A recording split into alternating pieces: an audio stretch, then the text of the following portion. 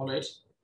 So in today's class, we will begin from here, the caliphate and their contributions. इस topic से शुरू करते हैं। जैसा कि आप सभी को पता है कि प्रॉफिट के इंतकाल के बाद कोई भी दूसरा व्यक्ति ऐसा नहीं हुआ जो कि अपने आप को प्रॉफिट कह सके। तो ऐसे केस में उनके सभी फॉलोअर्स के बीच में एक असेंबली होती है, गैदरिंग होती है, और उस गैदरिंग में ये डिसाइड किया जाता है कि कोई प्रॉफिट नहीं होगा, लेकिन प्रॉफिट के नक्शे कदम पर चलने के लिए हम सबका लीडर जरूर कोई होगा। उसे अब हम खलीफा कहेंगे, कैलिफ कहेंगे। ठीक है, तो यहां से शुरुआत होती है कैलिफेट की। कैलिफेट की शुरुआत कब होती है? 632 में। 632 से पहले प्रॉफिट थे। प्रॉफिट की डेथ होती है 632 में, और तब से शुरू होता है खलीफाई। यानी अब जो उनका हेयर है, उनका जो उनका वारिस है एक तरीके से लेजिटिमेट, वो अब इस्लाम का हेड होगा और उसे खलीफा कहा जाएगा। तो प्रॉफिट मोहम्मद के 4 बड़े क्लोज फ्रेंड्स थे, वो चारों खलीफा बने। एक एक करके, एक साथ नहीं बन सकता है, खलीफा एक ही होगा। इनमें 2 तो उनके ससुर थे और 2 उनके दामाद थे। ठीक है, सबसे पहले दोनों ससुर, उनमें सबसे पहले आते हैं अबू बकर साहब। तो अबू बकर ये प्रॉफिट मोहम्मद के ससुर थे। इनकी लड़की आयशा से विवाह हुआ था प्रॉफिट का। आयशा प्रॉफिट की सबसे छोटी बीवी थी, तो इस लिहाज से ये काफी क्लोज थे और बड़े स्टॉन्च फॉलोवर थे प्रॉफिट के। इस वजह से ये बनाए गए अगले खलीफा, यानी पहले खलीफा। बट द प्रॉब्लम वाज कि he was also quite aged. बहुत लंबे समय तक ये भी जी नहीं सके, तो 2 साल बाद इनकी भी मौत हो गई। तो इस तरीके से 632 में ये खलीफा बने, 634 में ये भी मर गए। फिर अगला खलीफा मोहम्मद साहब का दूसरा ससुर बना, वाज उमर। उमर ने काफी सारे काम किए इसमें। उमर काफी लंबे समय तक रहा भी खलीफा, लगभग 10 साल तक खलीफा रहा, और इस 10 वर्षों के दौरान उमर ने बड़े काम किए। कौन कौन से? जैसे कुरान का लिखा जाना इसके टाइम पे हुआ, हिजरी कैलेंडर इसके टाइम पे बना। अबू बकर तो केवल विरोधियों को शांत कराने में, मक्का में विद्रोह होने लगे थे, उन्हीं को सुलझाने में लगे थे। लेकिन उमर ने इस्लाम का साम्राज्य विस्तार भी किया, एटलीस्ट सीरिया, इराक, कुछ हद तक ईरान, ये सारे इलाकों में इस्लाम फैला, इजिप्ट तक पहुंच गया। उसके बाद उमर की मृत्यु हो जाती है। उमर की मृत्यु के बाद उस्मान प्रॉफिट मोहम्मद के दामाद थे। ठीक है, उस्मान भी लगभग 12-12 साल तक खलीफा रहते हैं। ये भी एक लंबा समय तक खलीफा थे। इस दौरान उस्मान बहुत ही यूं कह सकते हो कि ताकतवर भी था, और कैलिफेट को ऑर्गेनाइज करने में इसके पास बड़ा ही स्किल था। तो इसने क्या किया? इसने प्रॉपर एडमिनिस्ट्रेशन डेवलप किया। अब खलीफा सिर्फ और सिर्फ रिलीजियस हेड नहीं रह गया, caliph have become the political head also. तो इन्होंने प्रॉपरली मतलब राज्य करना शुरू किया, जिसको हम कह सकते हैं कि एक तरीके से राज्य करना, या राज्य करने की जो नींव थी वो डाली गई उस्मान के द्वारा। ठीक है, कैसे इसने शासन करना शुरू किया? इसने जगह जगह पर अपने गवर्नर्स अपॉइंट किए। गवर्नर अक्सर करके इसके रिश्तेदार ही होते थे, तो उन्हें जो है गवर्नर का दर्जा दिया। गवर्नर को कहते थे अमीर। ठीक है, तो जैसे सीरिया में इन्होंने अपना एक लड़का, अपना भाई भतीजा को, किसी को वहां पे एस्टेब्लिश करके उसको वहां का अमीर बना दिया।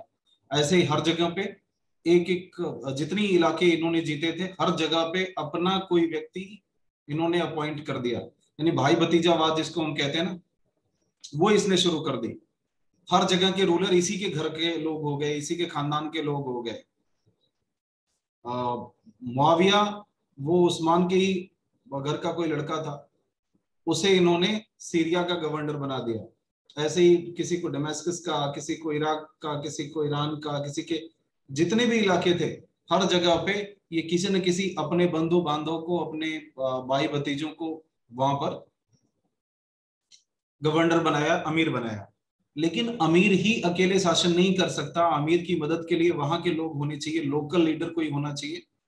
तो लोकल लीडर को भी एडमिनिस्ट्रेशन में शामिल किया गया, जिन्हें हम अशरफ कहते हैं। तो इस तरह से अमीर और अशरफ ये मिलकर के किसी भी जगह का शासन करना शुरू किए। तो आप कह सकते हो कि कैलिफेट उस्मान के टाइम में बहुत प्रोमिनेंट हो गया, बहुत बड़ा इलाका इस्लाम के कब्जे में आ गया, हर जगह पे गवर्नरशिप शुरू हुई। इसने बैतुल माल बनाया, मतलब हर जगह से जो टैक्स वसूला जाता था वो खजाने में भरा जाता था, खजाना भी बहुत बड़ा हो गया, बैतुल माल उसको कहते हैं, सेंट्रल ट्रेजरी। ठीक है। और लास्टली इसने डिक्लेयर भी कर दिया कि मेरे मरने के बाद अगला खलीफा मुआविया होगा। ये पहली बार इस्लाम में की गई भयंकर भूल थी। अभी तक क्या होता था कि इस्लाम की अपनी एक संस्था थी, उम्मास की, और ये किसी भी खलीफा के मरने पर उम्मा अपनी मीटिंग करती थी और मीटिंग में तय होता था अगला खलीफा कौन बनेगा।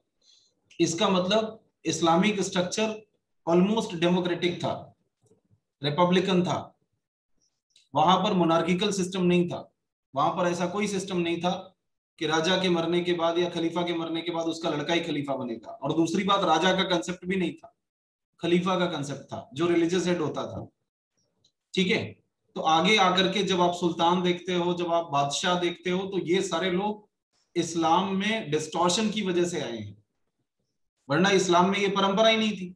अब बताओ, मोहम्मद साहब कभी राजा बने हो, बादशाह बने हो, सुल्तान बने हो? तो अगर वो बादशाह या सुल्तान नहीं बने हैं, तो जाहिर सी बात है इस्लामिक परंपरा में राजा बनने की, सुल्तान बनने की या बादशाह बनने की तो परंपरा ही नहीं थी। फिर ये तो जो भी हुआ आगे चल के गलत हुआ।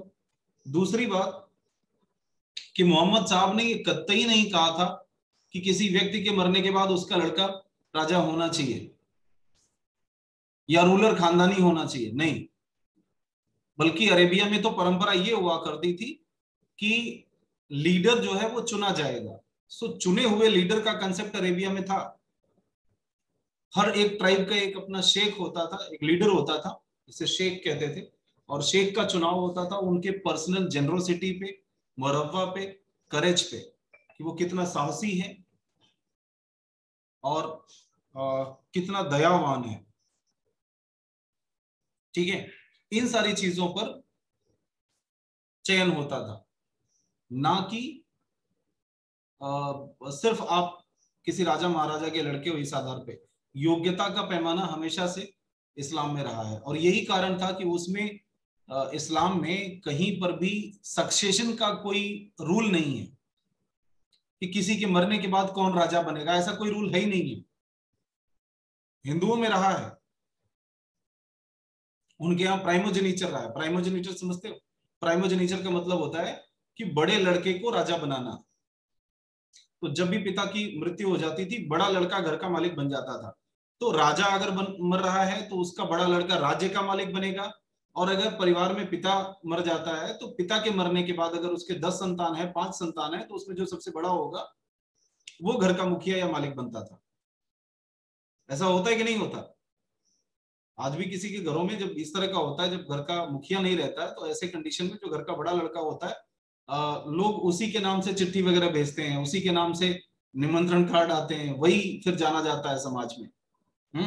फिर बाद में जब बंटवारा कर लेते हैं, सब अलग अलग हो जाते हैं, तो अलग बात है। लेकिन शुरुआत में जो फर्स्ट लड़का होता है, पहला चाइल्ड होता है, उसी के नाम से वो खानदान चलता है।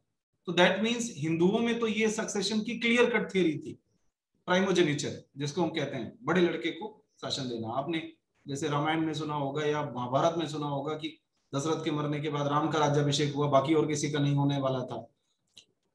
या पांडु के मरने के बाद फिर युधिष्ठिर योग्य राजा बन सकते थे। हालांकि ये अलग बात है कि धृतराष्ट्र बड़े थे लेकिन वो अंधे थे, और दुर्योधन ने ये क्लेम किया कि भाई हमारे पिताजी अंधे थे, इस वजह से राजा नहीं बन पाए, हम तो अंधे नहीं है, हमें तो बनाओ। तो कुल मिलाकर के उनकी भी लड़ाई अपने आपस में हुई। बट ऑफ कोर्स ये प्राइमोजेनिचर का सिस्टम इंडियन कल्चर में रहा है। इस्लाम बिल्कुल इसे नहीं मानता।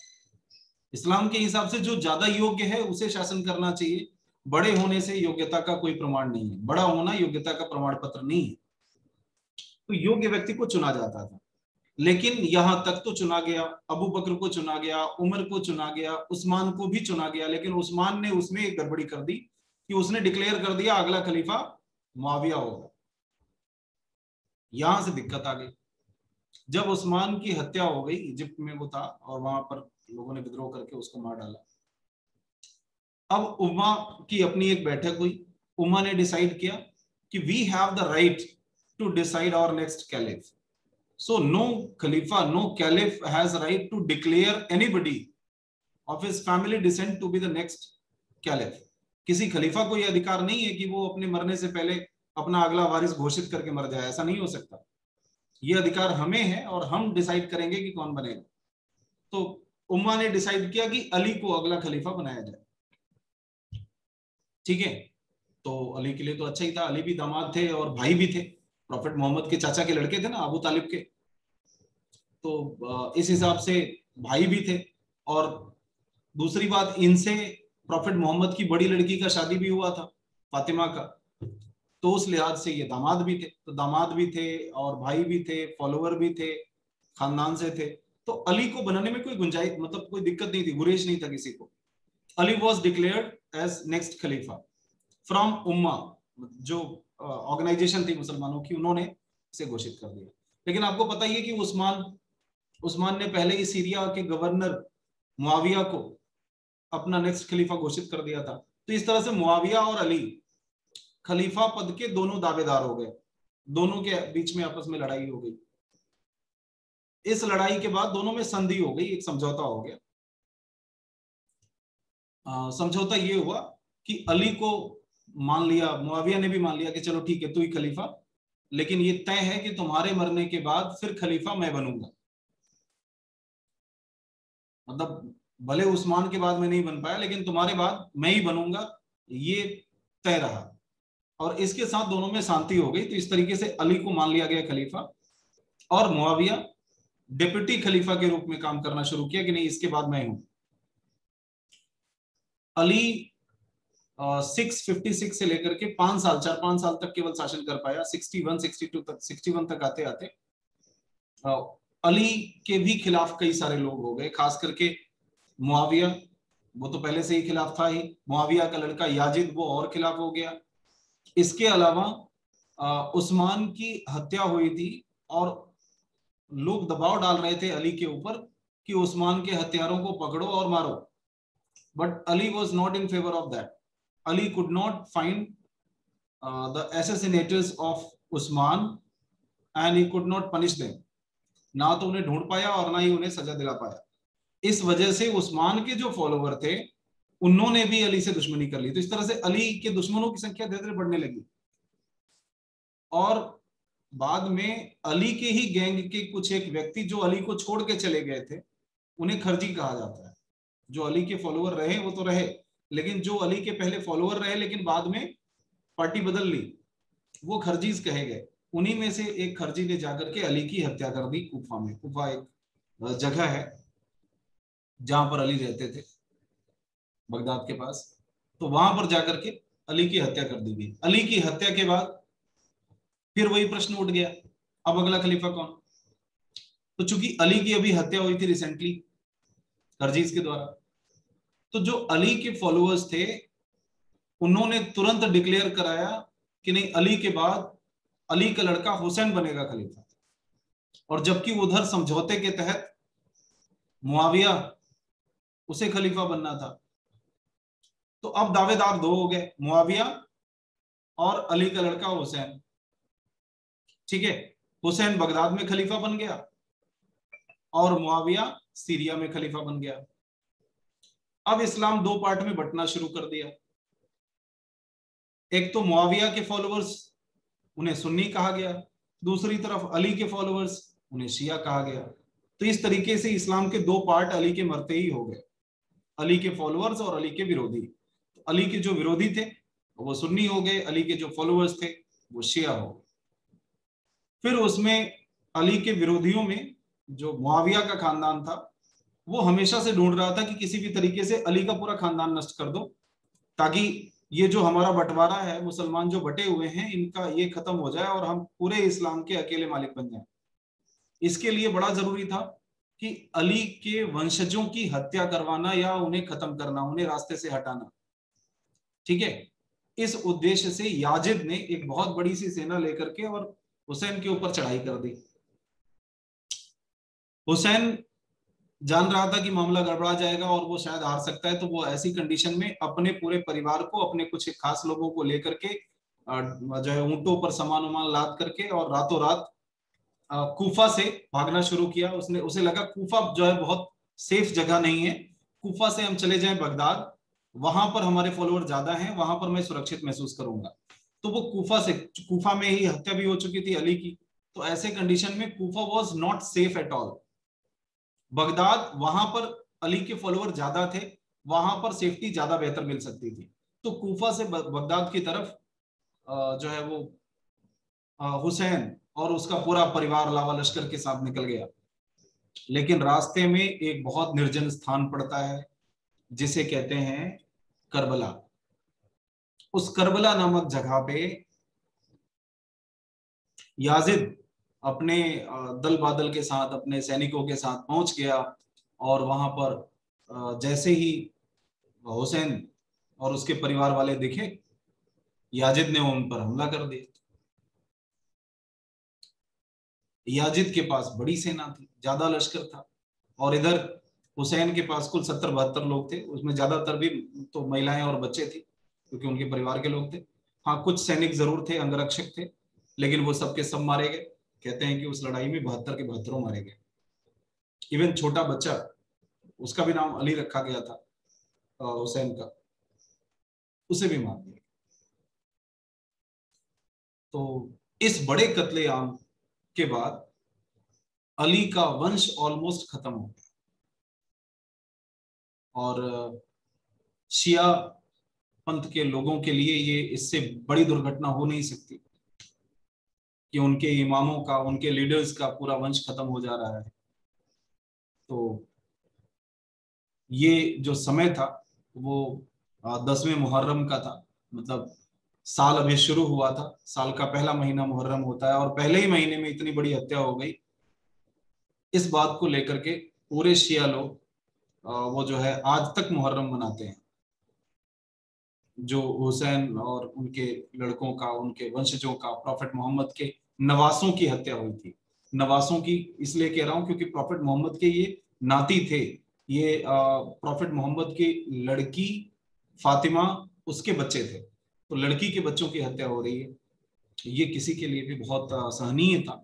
तो this is all about Ali and his descendants. So Ali justified their power. All these four caliphs, Abu Bakr, Umar, Usman, Ali, they justified their power on the basis of their close association with Prophet. इन सभी को justified खलीफा कहा जाता है। इन चारों को रशिदन खलीफा कहा जाता है। क्यों? क्योंकि ये चार के चारों प्रॉफिट से बहुत क्लोजली एसोसिएटेड थे और प्रॉफिट के ही गाइडलाइंस में इन्होंने काम किया हुआ था।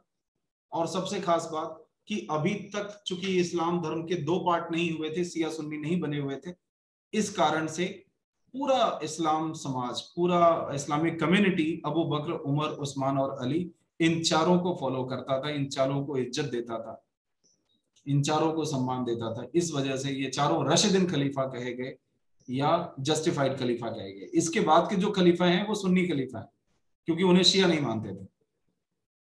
शिया फिर किसे मानते थे? शिया मानते थे इमाम को। तो यानी अगला जो भी हेड बना शियाओं का वो इमाम बना, और शियाओं ने ये तय करके रखा कि केवल और केवल प्रॉफिट मोहम्मद के खानदान का ही कोई व्यक्ति हमारा लीडर बन सकता है।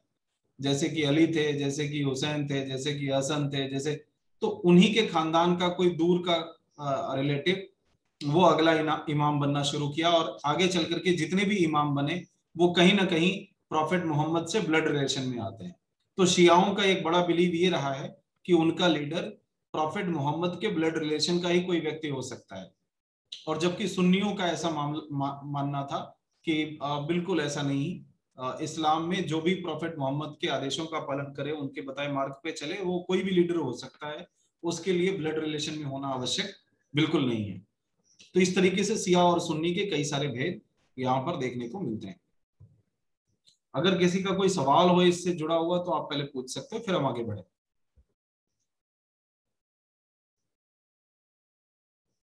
Do you have any question, any doubt?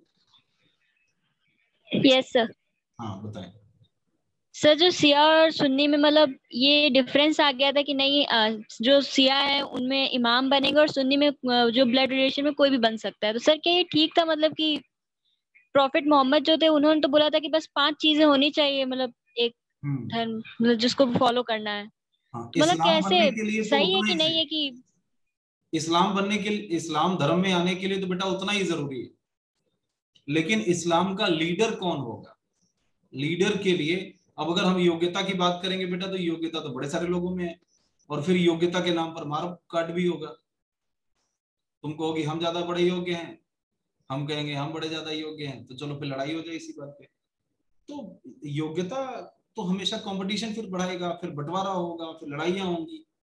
ऐसे में अगर कोई नियम बना लेते हैं कि हाँ प्रॉफिट मोहम्मद के ही खानदान का कोई व्यक्ति बनेगा, या कोई और नियम बना ले कि खलीफा का बड़ा लड़का बनेगा या छोटा बनेगा या कोई एक बनेगा, तो इससे थोड़ी सहूलियत आ जाती।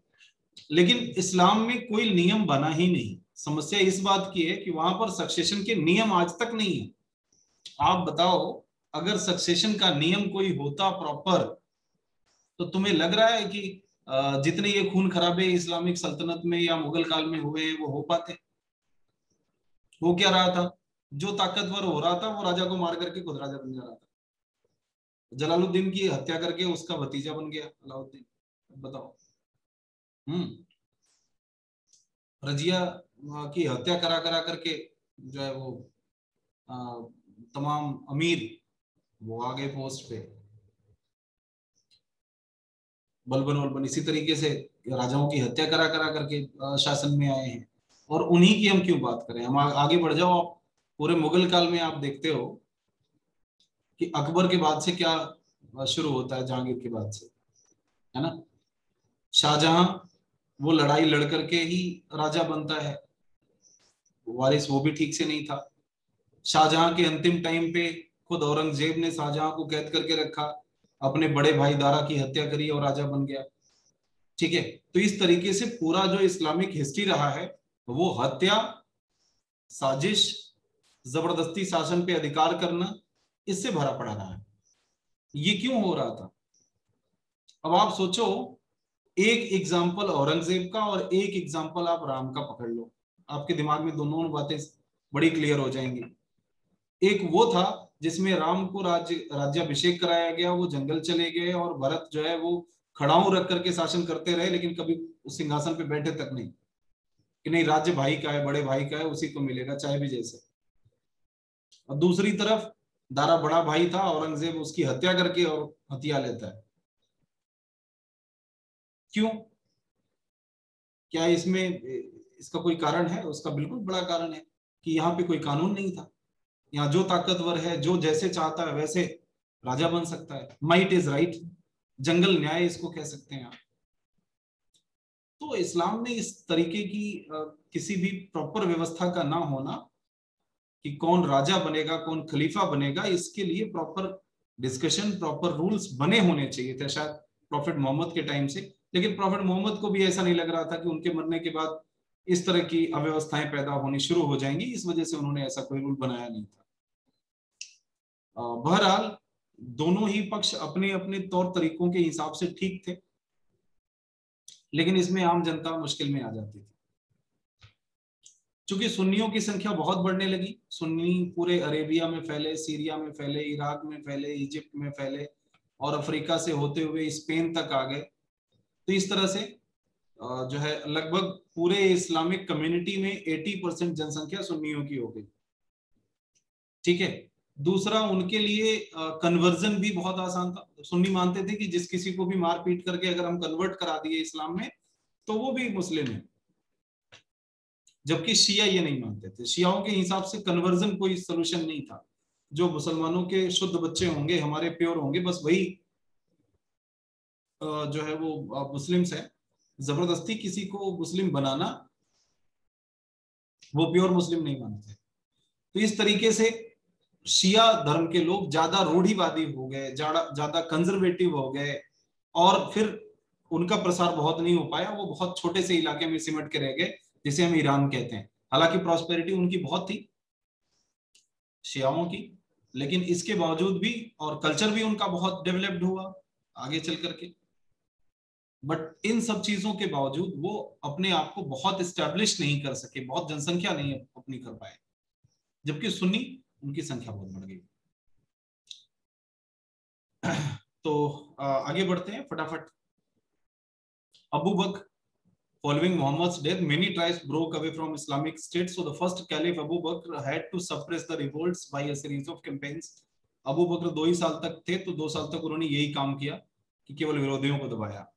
उमर, ये सेकंड खलीफा थे, और इन्होंने Muslim policy of expansion of power ये करना शुरू किया। इन्होंने एक्सपीडिशन बहुत सारे किए, बहुत सारे रेड्स किए, बहुत सारा पैसा लूटा, और जो भी अटैक से माल लूटा जाता था उसको बूटी कहते थे, समझे? तो ये टर्म याद कर लो, व्हाट इज बूटी? वट एवर इज लूटी इज बूटी, है ना? जो कुछ भी लूट लिया जाता था वो बूटी था। और फिर ये बूटी का होता क्या था? बूटी का होता था बंटवारा, ठीक है? बूटी के 5 हिस्से किए जाते थे। अगर 5,000 रुपए लूटे गए हैं तो 1,000 रुपए खलीफा का अपना हो जाएगा, और बाकी 4,000 जो होते थे वो बांट दिए जाते थे सैनिकों में। तो इस तरह से जो भी सैनिक उनके साथ लड़ने के लिए जाते थे उन्हें लूट में हिस्सा बहुत मिलता था, और सैनिक भी ज्यादा से ज्यादा पैसा कमाने के चक्कर में लूट में शरीक बहुत होते, हमेशा कहते रहते थे चलो अगला लूट करे, क्योंकि उन्हें पता था कि जैसे ही लूट होगा सारा धन मालिक का नहीं होगा, सारा धन खलीफा का नहीं होगा, खलीफा केवल 1/5 लेगा, बाकी 4/5 सैनिकों में बटेगा, ठीक है? तो इस तरीके से मिलिट्री कमांडर्स जो थे वो धन बढ़ाने के चक्कर में दूर दूर के इलाकों पर अटैक करना शुरू किए, और इस अटैक से डायरेक्ट फायदा जो है सैनिकों को था, क्योंकि जितना भी माल लूटा जाएगा सैनिकों का उसमें बहुत बड़ा हिस्सा है। तो इस वजह से सैनिक पूरे मन से लड़ते भी थे, ठीक है? बाकी जगहों पर क्या था, जैसे जो है इंडियन जो पेनिनसुला में राज्य हुआ करते थे, इनके यहाँ क्या सिस्टम था कि कोई राजा अगर जीतेगा तो सारे धन पे राजा का हक होगा, सैनिक तो खाली अपना बस पेमेंट पाएगा और उससे ज्यादा कुछ नहीं। तो यहाँ के जो सैनिक होते थे वो भाड़े वाले सैनिक होते थे, उन्हें लगता था यार कि हमें तो 500,000 रुपए मिलने वाले हैं, इस पे क्यों जान देते हैं। और वहां के लोगों का ये मानना था कि जितना लूटेंगे वो सब हमारा होगा, इसलिए जान देना भी बनता है। तो ऐसे बड़े सारी परंपराएं थी। अब आप सोचोगे, अब आपको पता चला कि बाबर के पास 12,000 सैनिक थे, फिर भी उसने लगभग 1 लाख के ऊपर सैनिकों की संख्या वाले इब्राहिम लोदी को क्यों हरा दिया और कैसे हरा दिया? क्योंकि वो उनके पास खोने के लिए कुछ नहीं था, पाने के लिए बहुत कुछ था। जब वो लड़ने जाते थे तो ये मान के जाते थे कि हमें सिर्फ लूट के ले आना है। तो लगभग 3 सक्सेसफुल कैंपेन किया था उमर ने, सीरिया, इराक, ईरान और इजिप्ट, इन सभी जगहों पर उसने मिलिट्री स्ट्रेटेजी दिखाई, अपनी रिलीजियस फर्वर भी रखा। लोग जो भी लड़ रहे थे इस्लाम में वो इस्लाम के नाम पे लड़ रहे थे, और इस तरीके से अरेबियंस की जीत हुई। फिर तीसरा खलीफा उस्मान बना। उस्मान इससे भी आगे 2 हाथ निकला, उसने सेंट्रल एशिया तक कब्जा कर रखा था और अरब इस्लामिक स्टेट घोषित किया। इसने एक और काम किया, अरेबियंस को बड़ा महत्व दिया, मतलब हर बड़े पोस्ट पे अरेबिया का कोई व्यक्ति होगा। इस बात से भी कुछ लोग इसके नाराज हो गए थे उस्मान से। क्यों? क्योंकि अब तो इस्लाम फैल गया था बहुत दूर तक, ईरान में भी फैल गया था और भी जगहों पर फैल गया था, लेकिन ईरान के लोग भले ही मुस्लिम हो जाएं उन्हें कभी कोई पोस्ट बड़ी नहीं मिलती थी। पोस्ट और केवल अरेबिया के लोगों के लिए फिक्स थी। ऐसा किया किसने था? उस्मान ने। तो जाहिर सी बात है उस्मान से लोग नाराज होने लगे, उन्हें लगा यार हम भी तो इस्लाम है, हम भी तो मुस्लिम हैं, हमें क्यों नहीं मिलेगा पोस्ट। तो इस वजह से उन्होंने अली का सपोर्ट करना शुरू किया, और अली जो था वो कोई भेदभाव नहीं करता था। अली के हिसाब से सभी को मिलना चाहिए, और खास करके वो ईरानियों का सपोर्टर भी ज्यादा था। यही कारण है कि अली के सपोर्टर ईरान में ज्यादा मिलते हैं। Third caliph Usman was also Quraysh by birth. He packed his administration with his own man to secure greater control. ज्यादातर उसने अपने ही लोगों को जगह जगह पे लगा के रखा था, आपको बताया पहले ही। और इन सारी चीजों से जो मक्कन कैरेक्टर है या अरेबिक कैरेक्टर है वो बहुत उभर करके सामने आया, और इसका अपोजिशन इराक, इजिप्ट और मदीना और इन सारे जगहों पर होने लगा, क्योंकि ये प्योर अरेबिया, प्योर मक्कन ट्रेडिशन को फॉलो करने वाला व्यक्ति था। और यही कारण बना उसकी एसेसिनेशन का, उसके हत्या का, क्योंकि वो ईरानियों को, इजिप्टियंस को, इराकियों को बिल्कुल भाव नहीं देता था। इन्हें कोई पद या प्रतिष्ठा की जगह नहीं मिलती थी, इस वजह से उसकी हत्या कर दी गई। फिर अली बना। अली ने ठीक इसका उल्टा काम किया। जैसे उस्मान के टाइम में अरेबियंस को ज्यादा महत्व था, इसने जो ईरानियों को ज्यादा महत्व देना शुरू किया। ठीक है, इसके टाइम तक आते आते मुस्लिम्स के बीच में जो रिफ्ट था वो, और उनके बीच की खाई और चौड़ी हो गई। हालांकि 5 साल ये खलीफा रहा, लेकिन इस 5 साल में बहुत लड़ाइयां हुई, कई बार लड़ाइयां हुई। मक्का वाले अपनी एरिस्टोक्रेसी दिखाते थे और बाकी लोग अपनी, इस तरीके से। और अली के मरने के बाद अली के सपोर्टर और अली के विरोधी शिया और सुन्नी में बट गए। अली ने अपना राज चूंकि कूफा में बना के रखा हुआ था, तो पहले तो and defeated an army led by Mohammed's wife. Mohammed की वाइफ आयशा, वो भी अली का विरोध करती थी, और इस वजह से कहते हैं कि वो भी एक उसके साथ भी लड़ाई हुई अली की। इसे बैटल ऑफ कैमल कहते हैं, ऊंटों की लड़ाई। आप सोचो कि ऊंटों की लड़ाई में क्या ऊंट लड़ते थे? नहीं, इसमें आयशा ऊंट पर बैठ करके आई हुई थी युद्ध देखने। हालांकि वो लड़ी नहीं थी, लेकिन युद्ध देखने आई थी। इसमें आयशा की हार हुई थी। he was not able to suppress the faction led by Muawiyah against men of Usman, the governor of Syria. Soon after, Ali was assassinated by a Kharji in the mosque of Kufa. Kufa के किसी मस्जिद में ही अली की हत्या हुई थी। So after Ali's death, his followers paid alliance to his son Hussein. चूंकि अली से जो लोग मोहब्बत करते थे, जो लोग उसका सम्मान करते थे, वो सभी लोग हुसैन का सपोर्ट करने लगे। और जबकि मुआविया, उसने अपने आप को खलीफा खुद घोषित कर लिया था, तो एक तरफ मुआविया खलीफा बना हुआ है, दूसरी तरफ हुसैन बने हुए हैं। दोनों के बीच में लड़ाइयां होती हैं। हुसैन और उसका पूरा परिवार 72 लोगों के साथ करबला में मारा जाता है, और इस तरीके से मुआविया जो है वो अगला खलीफा बन जाता है। और फिर मुआविया की जो डायनेस्टी है उसे हम कहते हैं उमैयद डायनेस्टी। ये उमैयद डायनेस्टी 661 से लेके 750 तक, यानी लगभग 90 वर्षों तक जो है इसके ही खानदान के लोग शासन करते हैं। इसके बाद फिर अब्बासिद रेवोल्यूशन होता है, और अब्बासियों ने इनको हटा करके खुद खलीफा बन गए। तो अब्बासी खलीफा इसके बाद आएंगे अगले टॉपिक में, जिसको हम लोग पढ़ेंगे मंडे को। ठीक है, so this is all for today. I hope that you could understand the whole story of this fraction of Islam. तो कल फिर परसों मिलेंगे आपसे।